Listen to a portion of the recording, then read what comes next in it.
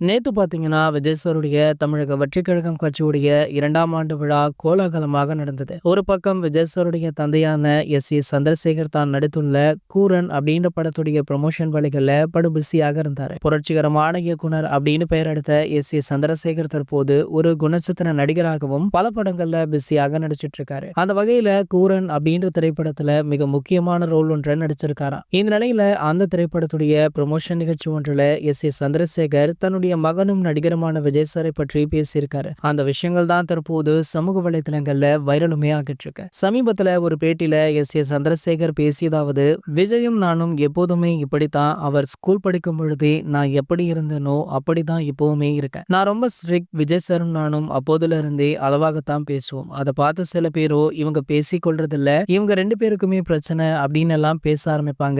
அப்படியெல்லாம் ஒண்ணுமே கிடையாது. நாங்க அப்போதுல இருந்தே குறைவாத்தான் பேசுவோம் அப்படின்னு எஸ். ஏ. சந்திரசேகர் அவர்கள் சொல்லியிருக்காரு. இந்த நிலையில விஜய் சாரை பற்றி எஸ். ஏ. சந்திரசேகர் இவ்வாறு பேசிய நிலையில இவர்கள் இருவருக்குள்ளுமே எந்த பிரச்சனையுமே இல்ல அப்படின்றது தெரிய வந்திருக்கு. மேலும் பாத்தீங்கன்னா, விஜய் சாரும் அவருடைய மனைவியான சங்கீதாவை பற்றியும் கேட்ட கேள்விக்கு நம்ம எஸ்.ஏ.சி அவர்கள் எந்த பதிலையுமே சொல்லாமல் அமைதி காத்தும் வந்திருக்காரு. சோ இவங்க 2 பேருமே பிரிந்து விட்டாங்க அப்படின்ற ஒரு செய்தி ரொம்ப நாட்களாகவே சோஷியல் மீடியாக்கள்ல வைரல் ஆகிட்டு இருக்கு. சோ இதை பற்றிய இன்னமுமே இவங்களுடைய குடும்ப தரப்புல இருந்து யாருமே வாயை திறக்கவில்லை அப்படின்றதுனால இது ஒரு சமூக வலைத்தளங்கள்ல பேசு பொருளாக மாறி இருக்கு. இது போன்ற சினிமா செய்திகளை பத்தி நீங்க உடனே தெரிஞ்சுக்க நம்மளுடைய தளபதி டாக்கீஸ் அப்படின்ற நம்ம சேனலை சப்ஸ்கிரைப் பண்ணிக்கோங்க.